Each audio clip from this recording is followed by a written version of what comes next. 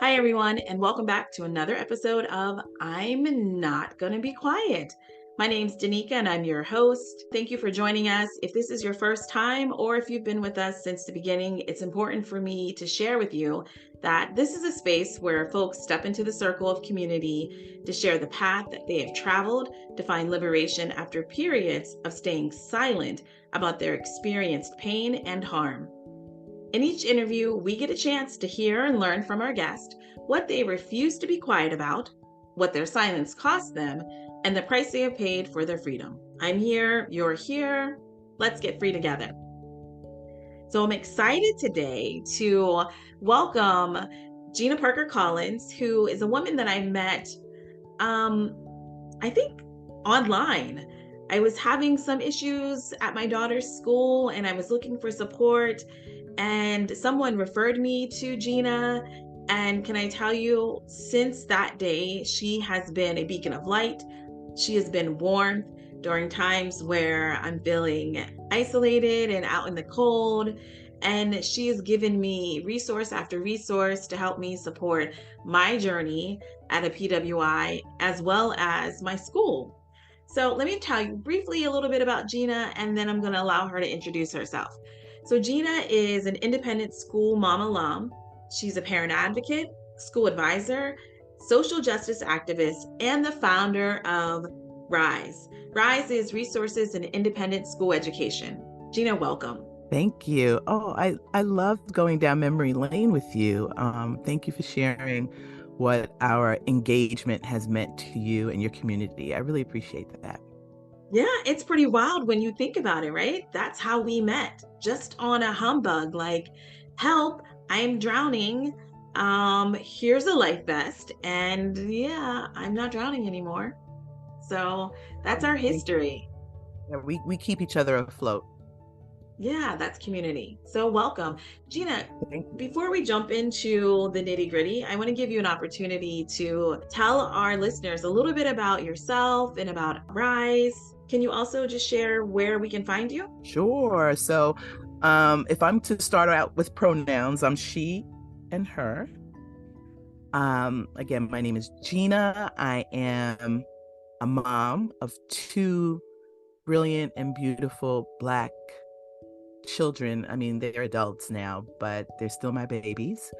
And I was taken to this space of networking with other Black and Brown families in independent school cultures, which are historically white, predominantly white learning institutions, pre-K through 12, because I wanted more for their education. I did not want their education to be a statistic.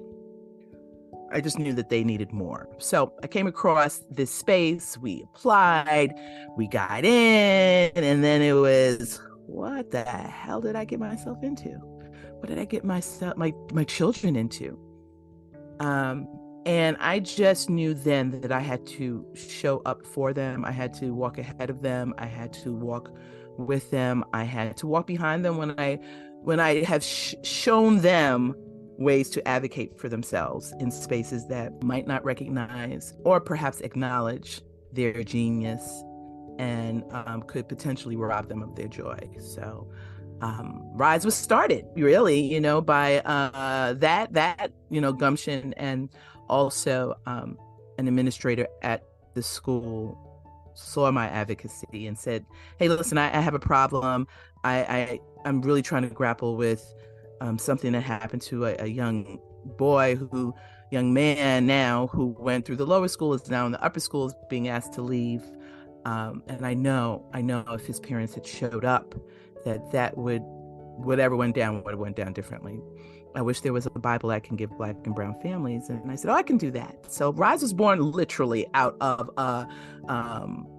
my desire to be full in community, to belong before I felt like I belonged.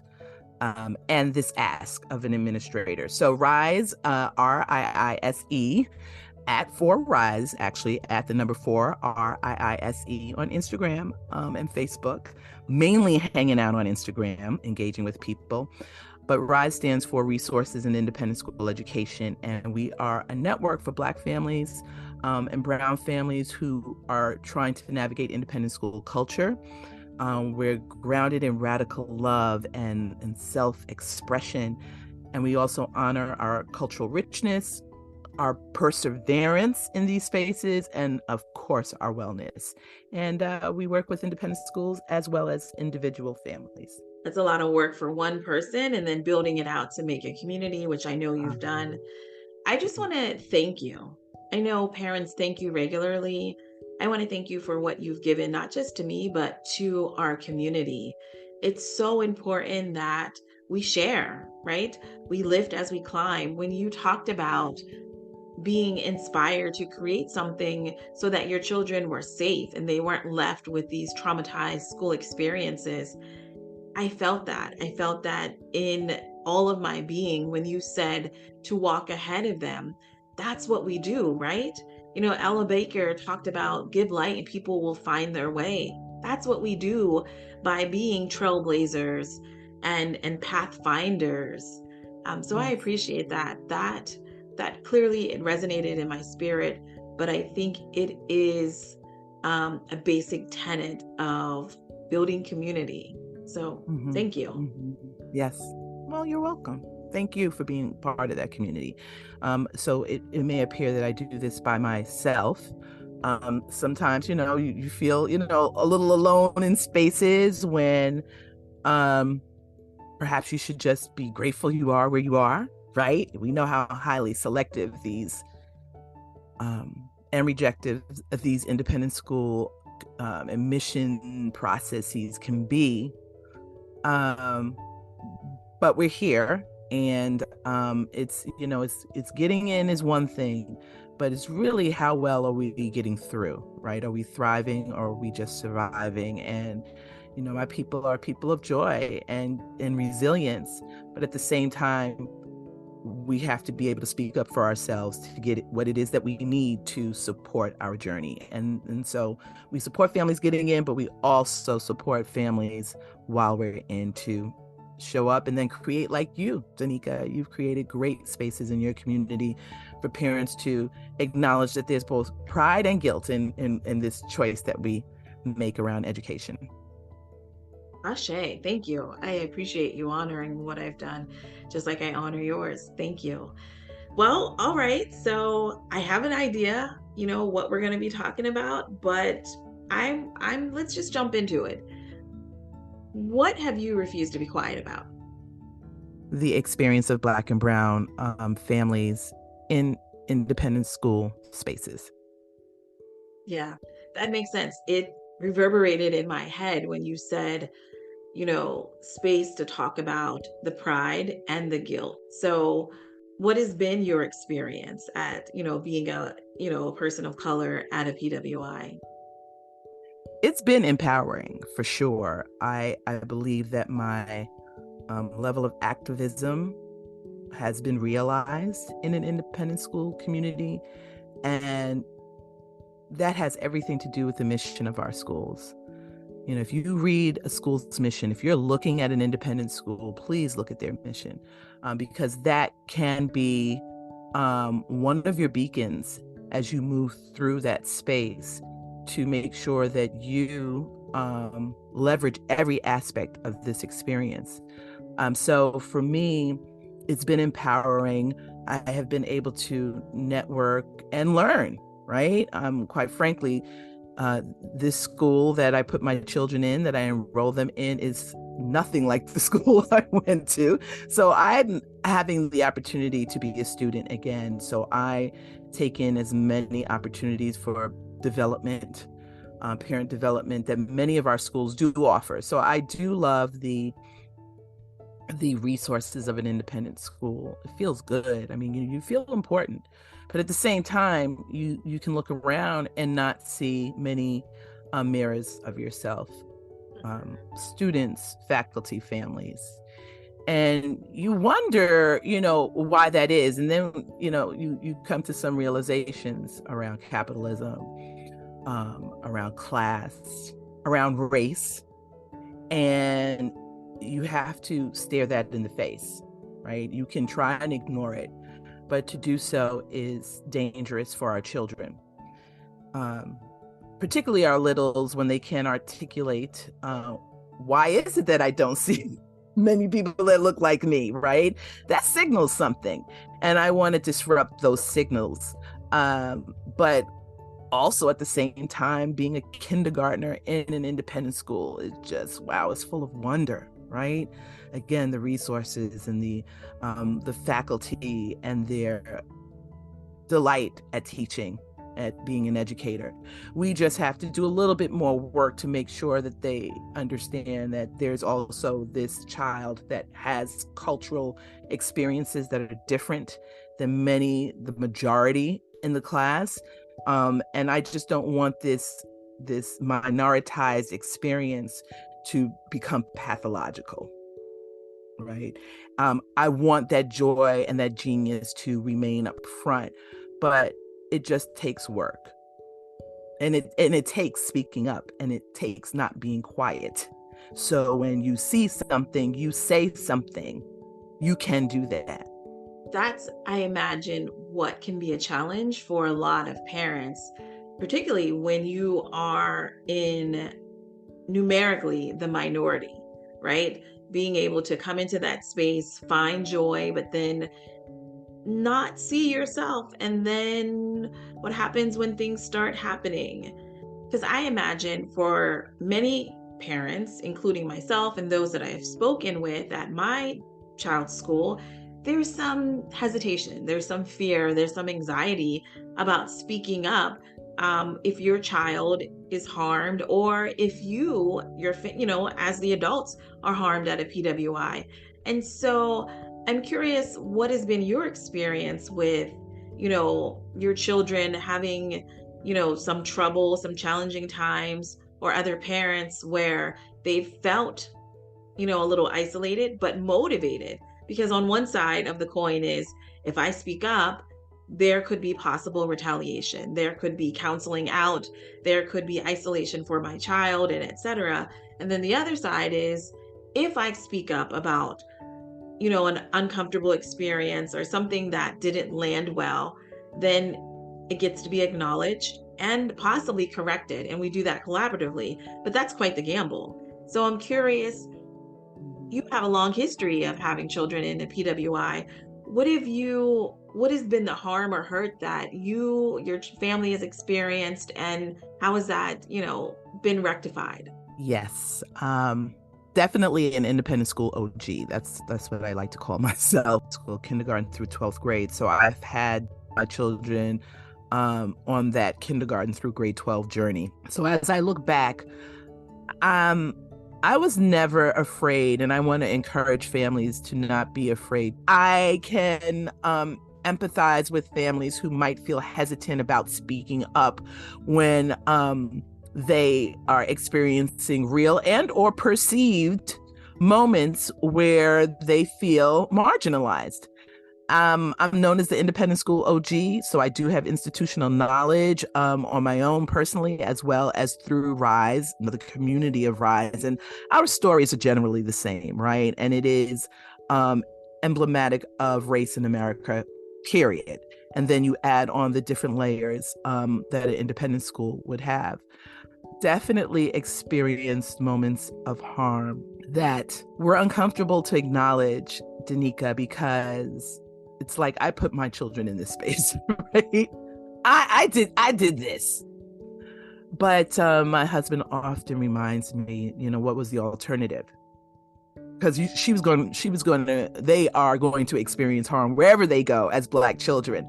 So being in a space where my power as a consumer, okay, so that's the difference. I'm paying to have the educational experience that I want.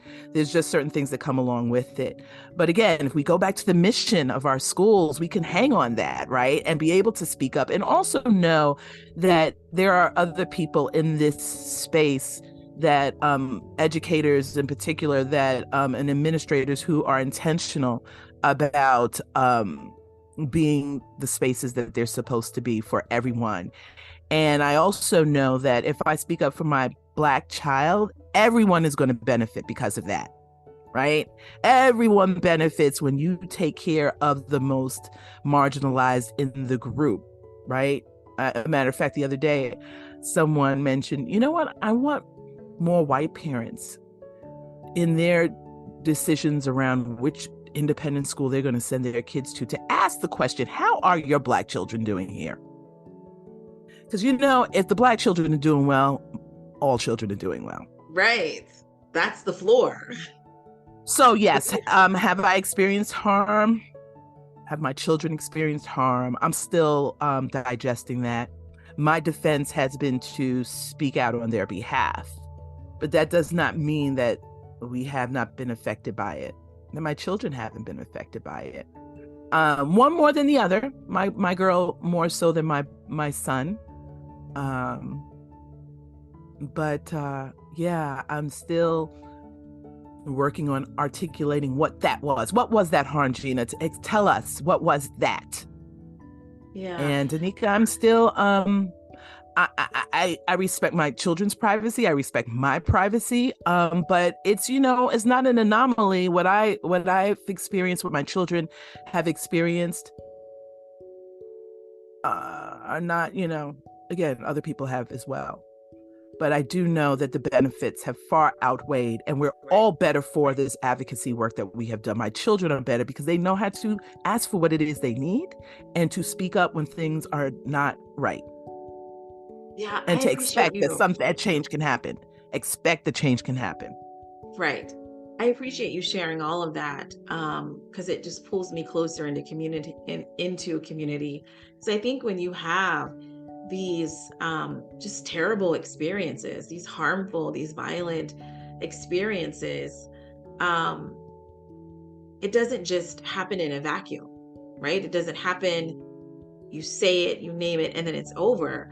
There's this just path of healing, and a part of the healing part is sitting with it. So I appreciate you saying that. I also just appreciate the heaviness that comes with um, knowing that as a parent, this is what you chose for your child. I feel like you are mirroring where I am currently and a whole bunch of other parents. So thank you again for just being, being you and being kind of the light in the room to let people know that you're not alone. There's a way out. There are alternatives. Um, and also highlighting wherever you go, racism is there. It is that Absolutely. pervasive. You can't escape it. You can't outrun it. It's there. Yep. So you could choose another school. You will Public, find it charter, there. predominantly Black, you know, it's baked into the system. Again, what I do know, though, my experience has been that I have had impact in my school community. My school community is not the same as it was when Yes. I arrived. And I didn't do that by myself, but I spoke up. I built relationships. Some of my most endearing relationships have come out of independent schools. And it's not just my Black and brown folks. They're my white comrades as well, my white friends, my, you know, it's the entire community. So when I go back to that empowerment piece, that is what can happen in an independent schools. In an independent school, change can actually happen on a dime, especially if the school has the financial resources to make things work better. They're willing to Yeah. invest in that. They're willing to sit down and talk about curriculum. They're willing to create an affinity group. They're willing to acknowledge the harm and the hurt. They're willing to recognize genius and joy, right? So I'm not stuck in pathology. I refuse to be. A matter of fact, it's like you all need to recognize, that we put the in community. You do know that, right? Ashe. Ashe and amen. Right. So we are a think tank for our schools. Our social capital is strong. Our intellectual capital is strong. And financially, some of us, can hang out with the big folks in the independent schools. But we're talking about, the 1% for the most part, right? The way tuition costs are. But what we are doing is we're creating folks we're developing young people to be able to not be afraid to take risks. We're creating opportunities for curiosity so that our children will be in, hopefully, a better earning bracket than most of us. So it's about creating this new legacy, but at the same time understanding that it's not just about the money. It's about the impact that we're going to have for good in this world. Absolutely. And I think that's such a, it's an important learning lesson. It's certainly not one that we want to come their way too early, but we can't control it. And so I appreciate you highlighting that there's loss, right? When harm is done, there's loss. But coupled with that is change, because that's who we are instinctually. I think it's just built into our DNA. Our ancestors have just given it to us via their own trauma. We are people, we're change makers. And so I think, I appreciate you highlighting that. You're going to have some tough times, but there's a way out and there's a way to recover, and you are going to make that space better. And I would add to that recovery piece is speaking up. Because when you don't speak up, there's harm that happens internally. There's harm on top of harm. Knowing who you are and whose you are. You just talked of, that DNA, that ancestral DNA. We know how to make things better. And we just have to be confident enough in our consumerism, paying for tuition in an independent school, to say, I am the most proximate to the challenge, so you need to listen to me. Like, I have the answer. Right.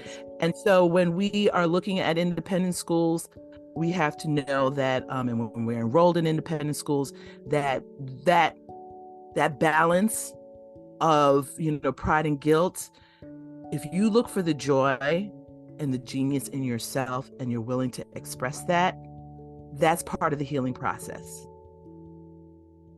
That's part of the healing process.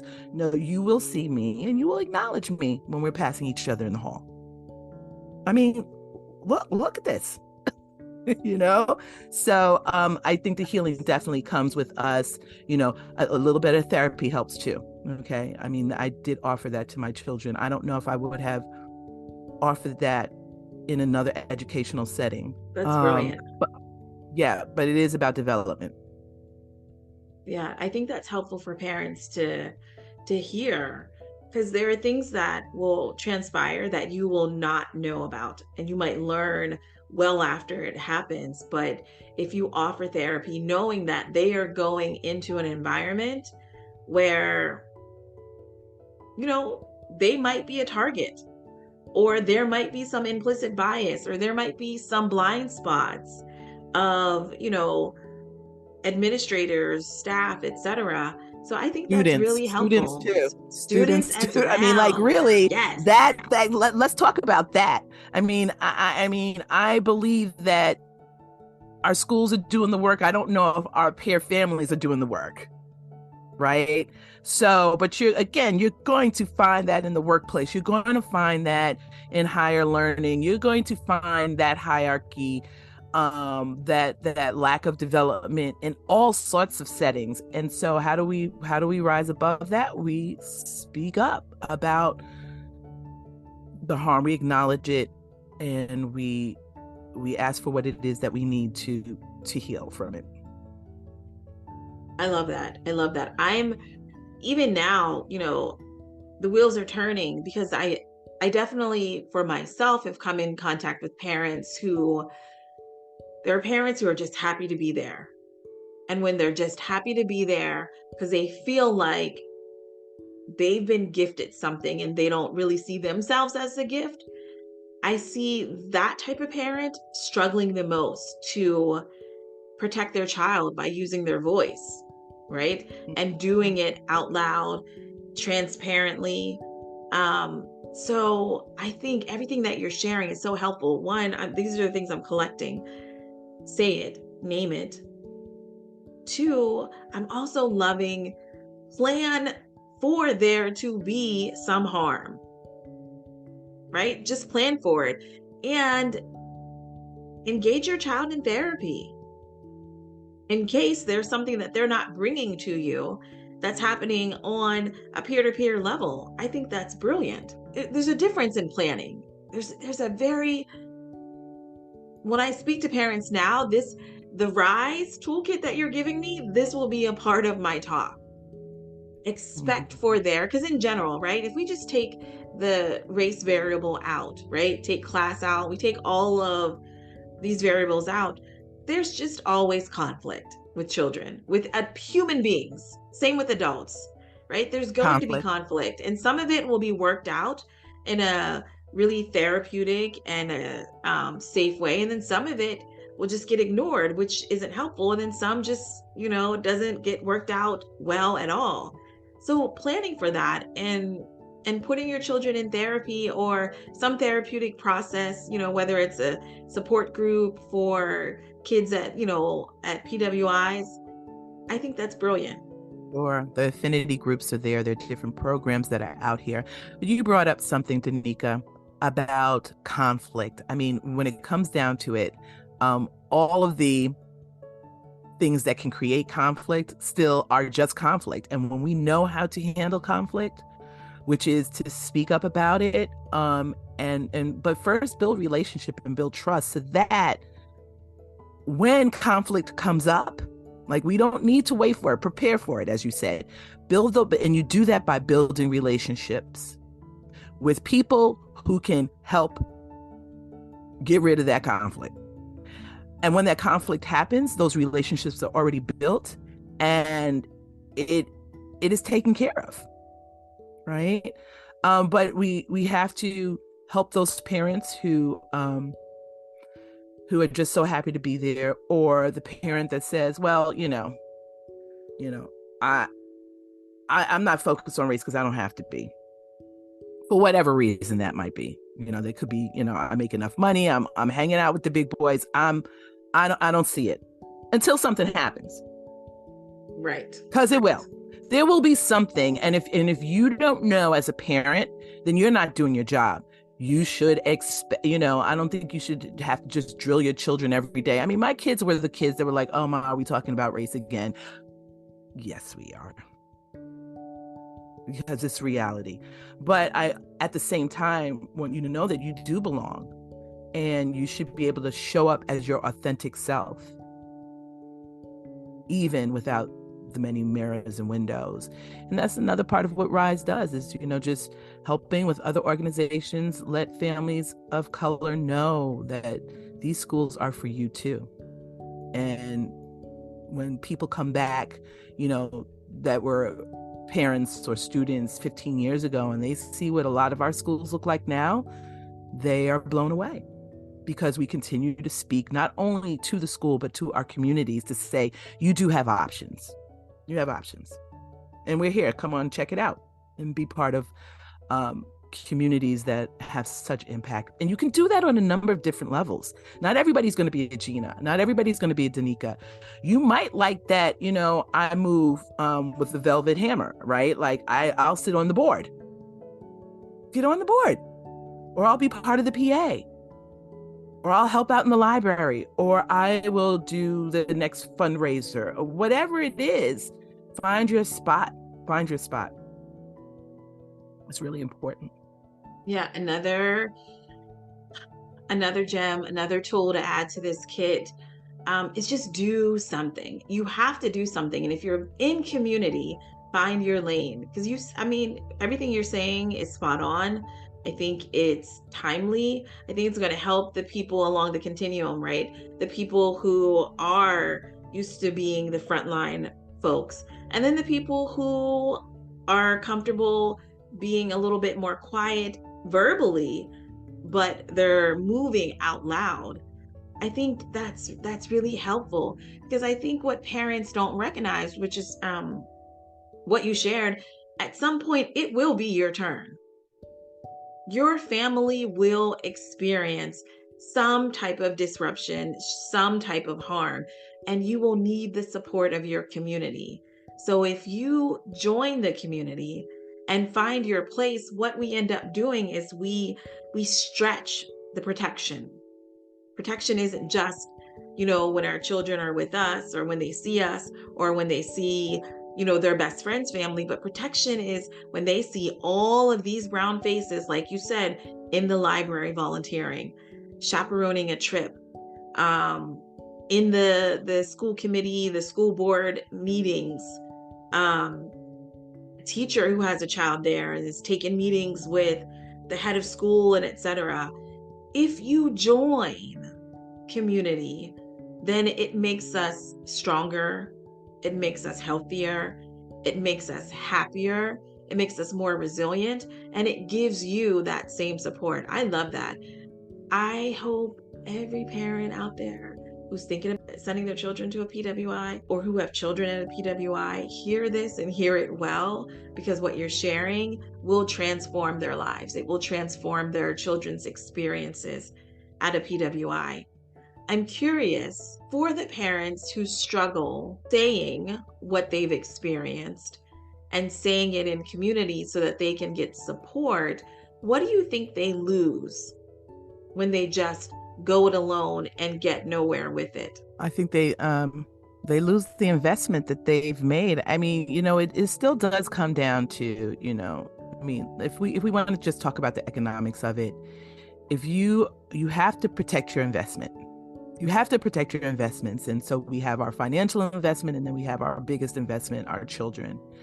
So what they lose is that they lose that investment, and they lose out on the opportunity of increasing that investment, on getting a return on their investment, right? So I want to have a good time. I want to have a good time too. I want to network with people that I would not have been networking with had I not been at an independent school. I mean, that's some real talk. We are going to school with some heavy hitters across gender, race, culture. Like, people are making things happen. And they want to make things happen for their kids. So there's that too. So I just feel like if you don't say anything on, on the macro level, those are some of the investments that you're missing out on. But your health is not going to fare that much better. Your heart, your wellness, then you're just surviving. You're not thriving. So I think also just keeping that. I mean, like, why did you come to an independent school to begin with? You had some vision. Grab that back, right? We need to dream again. We need to dream big again. Because dreaming big was, I'm applying. I know what the odds are. I know only less, like 10 to 14% of the entire country sends their kids to independent schools, right? How many seats are in a class? Depending, 25 per section of the 3 kindergarten classes, like 75 kids they're taking on average for kindergarten out of thousands of applications. If you got in, come on now, like, what you doing? What are you doing? Yeah. When you leave that school, they should know your family came through, not just because you spoke up, but because you showed up. You invested your greatest asset, your children, your beautiful, brilliant Black children, into this space and made it better because of them. Ashe and amen. I love everything that you're sharing, Because sometimes, it's like we're all different learners. And so you reach people when you talk about their pockets. You reach people when you talk about, building up your children. You reach them when you talk about networking. There's so many avenues to reach people, but the outcome is the same. Your children are protected.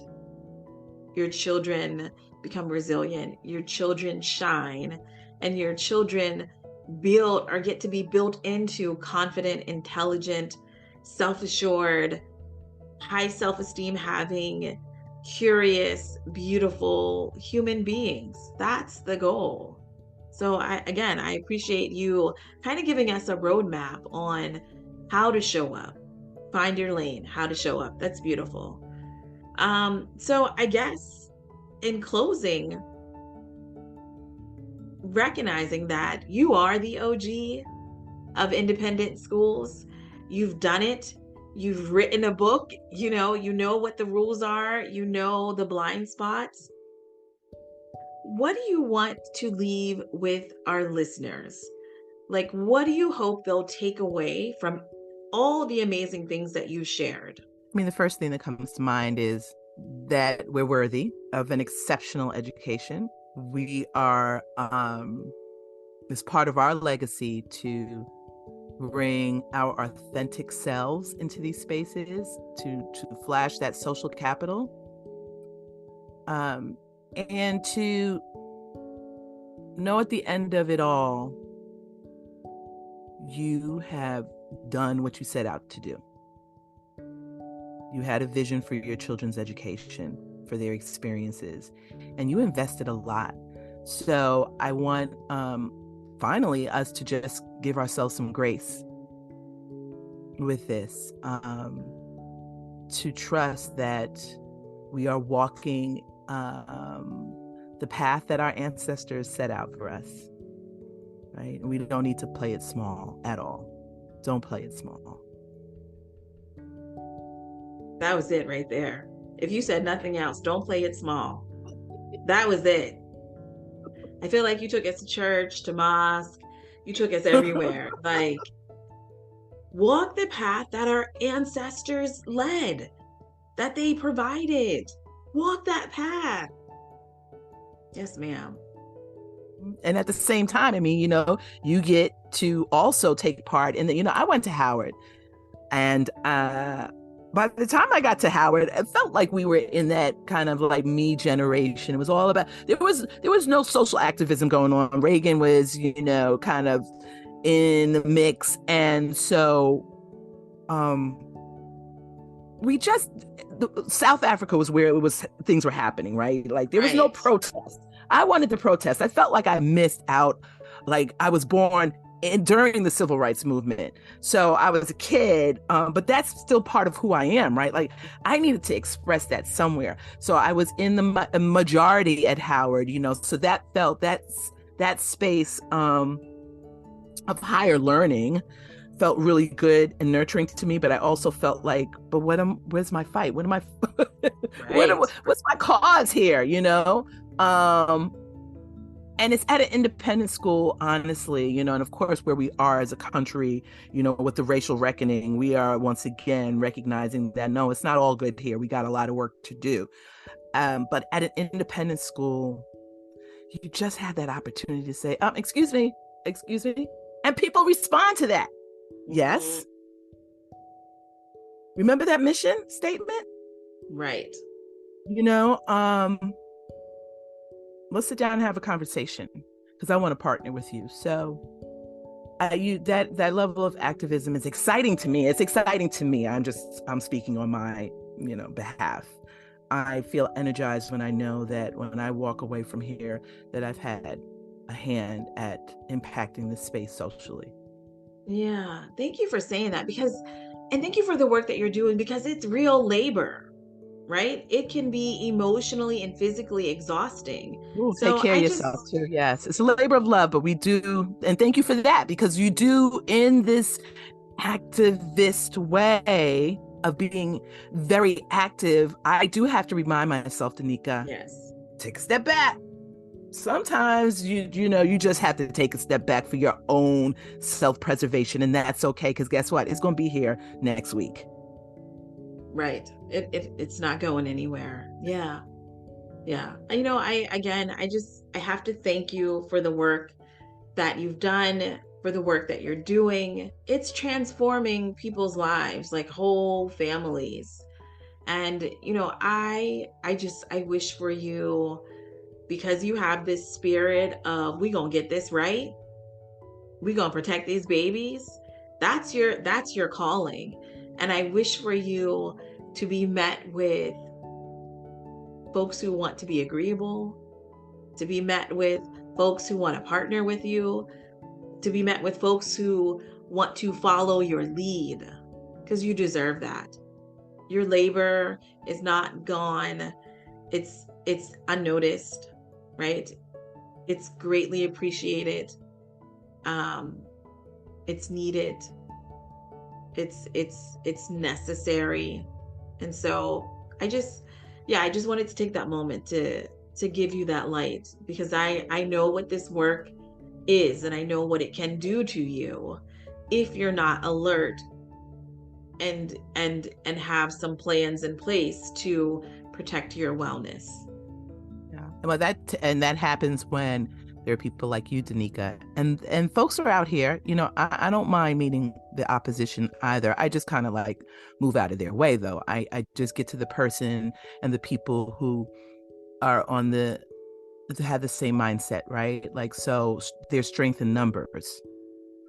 And the more people who are jumping into this space, like you with this podcast, like with you and your affinity group at school, and schools having, parents making sure there are affinity groups if there aren't any. I mean, like, that level of strength and power, I feel that, right? So there are people who led before me, and there'll be people after me.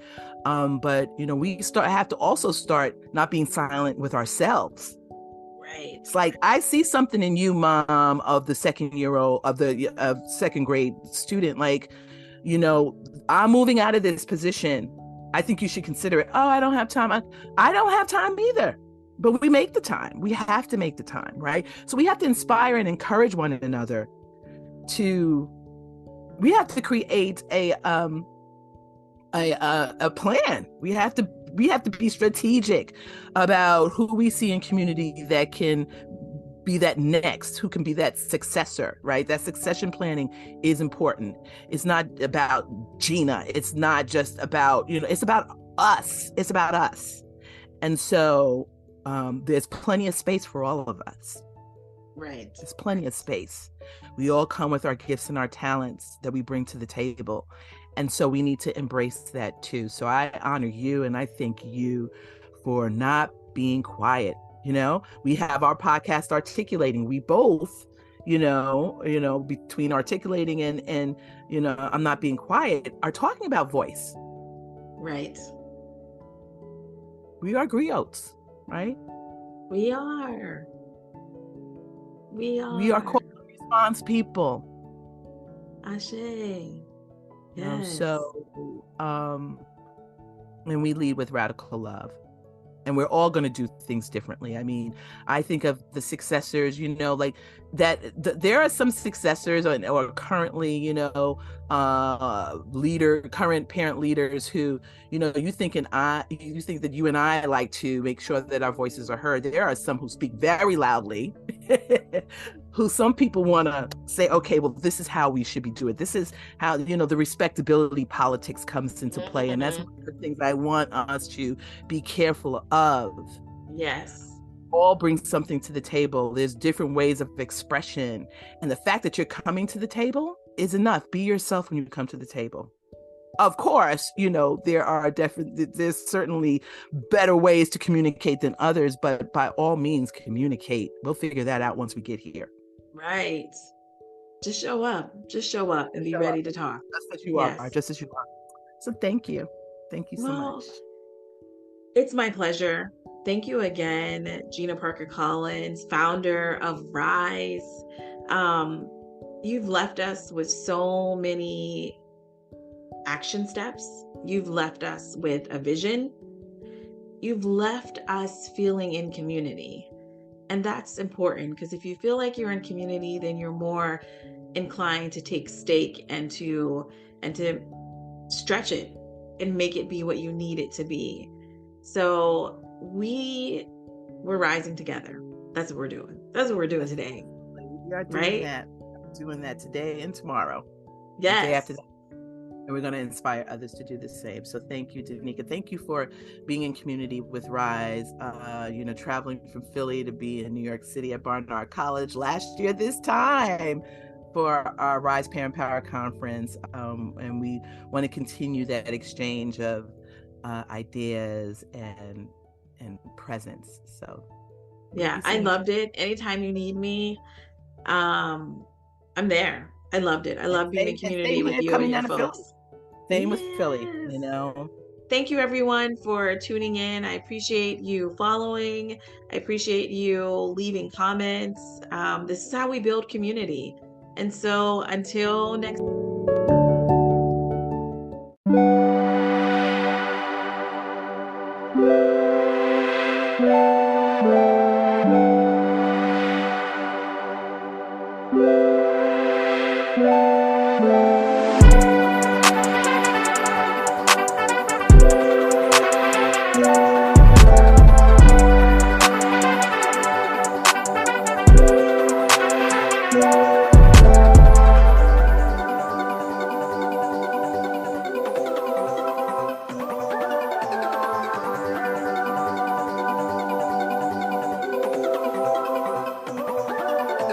time.